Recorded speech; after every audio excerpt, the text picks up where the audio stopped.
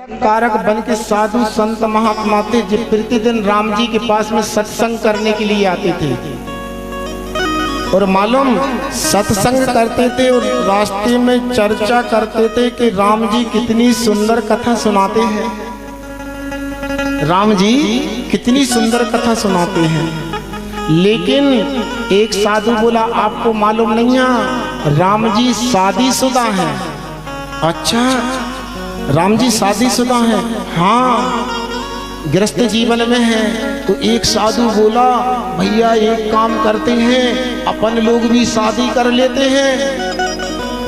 तो तीसरा साधु बोला भैया शादी तो कर लेंगे लेकिन इतनी कन्याएं कहां से लाएंगे शादी के लिए। चौथा साधु बोला कन्याओं की आवश्यकता नहीं है शादी करने के लिए। तो बोले क्या करो? बोले जी पहाड़ पत्थर की शिलाएं किस दिन काम आएंगी, इनको लाओ, नाक नक्शा बनाओ, राम जी को बुलाओ, पैर लगवाओ, सामूहिक विवाह संपन्न कराओ। राम जी को बुला लो। अरे जब गौतम नारी पत्थर की शिला बनी बैठी थी, राम जी ने पैर लगा दिया तो नारी बन गई, तो अपनी पत्थर की शिला नारी क्यों नहीं बनेगी? इसलिए सब लोग पहाड़ से एक एक पत्थर उठा उठा के और नाक नक्शा बनाओ। ए भगवान दंडक बन के जितने साधु संत महात्मा थे ना वे लग गए खुट खुट कर बे के लाने, नाक नक्शा बनाने के लाने। दूसरे दिन सत्संग में बिल्कुल भीड़ नहीं, एक साधु संत महात्मा का पता नहीं। राम जी ने लखनलाल से कहा लखनलाल जे साधु संत महात्मा प्रतिदिन सत्संग करने के लिए आते थे जी गए कहाँ? बोले भैया पत्थर की शिला बना रहे हैं, ठुक ठुक कर रहे, नाक नक्शा बना रहे। तो बोले इससे क्या होगा? बोले आपको निमंत्रण देने वाले हैं। तो बोले हम क्या करेंगे? बोले आप पैर लगाओगे। तो बोले क्या होगा? बोले वे पत्थर की शिला नारी बन जाएंगी। तो नारी बन जाएंगी तो बोले वे साधु संत महात्मा सब सामूहिक विवाह संपन्न कर लेंगे। राम जी ने कहा जी गलत संदेश पहुंच गया इनके पास में, जी गलत संदेश पहुंच गया। राम जी ने तुरंत सीता जी को बुलाया, इधर आओ देवी जी, मैं कर रहा हूं कछु नर लीला, मैं कुछ नर लीला करना चाहता हूं, आप साथ दोगी क्या?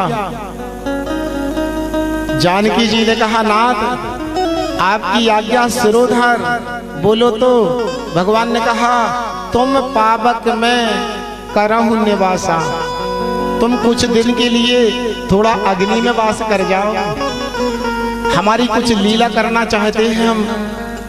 तुरंत सीता जी भी भगवान का राम का नाम लेके अग्नि में समाहित हो गई और सीता जी का जो वास्तविक शरीर था ना वो राम जी में आ गया। और महाराज यहाँ राम जी ने रोना चालू किया और वही लीला आज दंडक कारण में राम जी कर रहे हैं, रोने का नाटक। क्या कह रहे? अरे हे खग हे मग मधुकर श्रेणी, खग हे मग मधुकर श्रेणी, हे खग हे मग मधुकर श्रेणी, हे खग हे मग मधुकर श्रेणी, तुम देखी सीता लग रही, तुम देखी सीता लग रही, तुम देखी सीता लग रही, तुम देखी सीता लग रही। महाराज जैसे ही साधु संत महात्माओं ने देखा जी राम जी काहे रो रहे हैं, इतनी जोर जोर से क्यों रो रहे हैं जी? एक साधु बोला पूछो पूछो क्यों रो रहे? तीसरा साधु बोला आपको मालूम नहीं है क्या? बोले क्या? बोले इनकी पत्नी चोरी हो गई। अब जी पत्नी ये बना रहे थे नाक नक्शा करके पत्थर की, और जैसे ही सुना एक साधु बोला क्यों शादी करने के बाद पत्नी भी चोरी हो जाते? हाँ राम जी की हो गई। बोले अपनी हो गई तो ऐसे झंझट में मत पड़ो, जो पत्थर की शिला पानी में फेंको।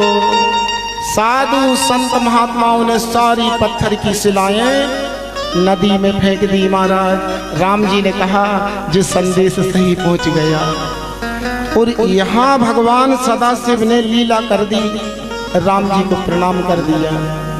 और राम जी को जब प्रणाम कर दिया तो सती जी के मन में, अब देखो, अब जैसे ही प्रणाम किया सती जी के मन में आ गया, हमारे देवादिदेव भगवान सदाशिव एक मानव को प्रणाम कर रहे हैं जिसको अपनी पत्नी का पता नहीं है, कौन हर के ले गो, कौन चुरा के ले गो, जी लता पत्ता खग मृग पक्षुओं से पूछ रहा है और उनसे हमारे सदाशिव उनको प्रणाम कर रहे हैं।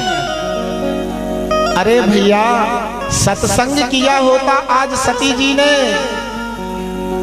जी ने आज सत्संग किया होता तो पता चल जाता भगवान किसी भाषा का मोहताज नहीं है। वो सबसे बात कर सकता है, वो पशु से भी बात कर सकता है, खग से भी, मृग से भी, लता पत्रा से भी बात कर सकता है। लेकिन सती जी ने सत्संग नहीं किया ना।